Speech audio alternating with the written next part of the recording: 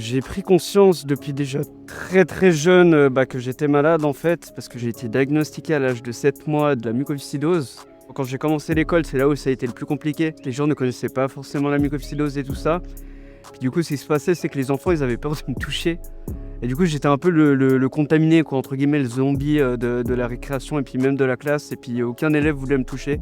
Et puis moi, quand j'étais vraiment enfant, c'était plus le rejet. Pourquoi j'ai ça? Pourquoi moi?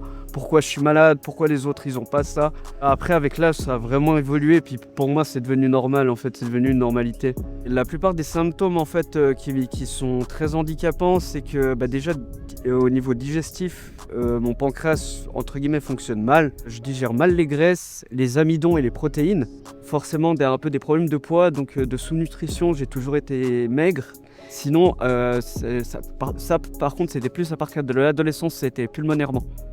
Où là, j'ai commencé à faire des infections en fait à répétition. Dans le monde du travail, souvent on me rejetait.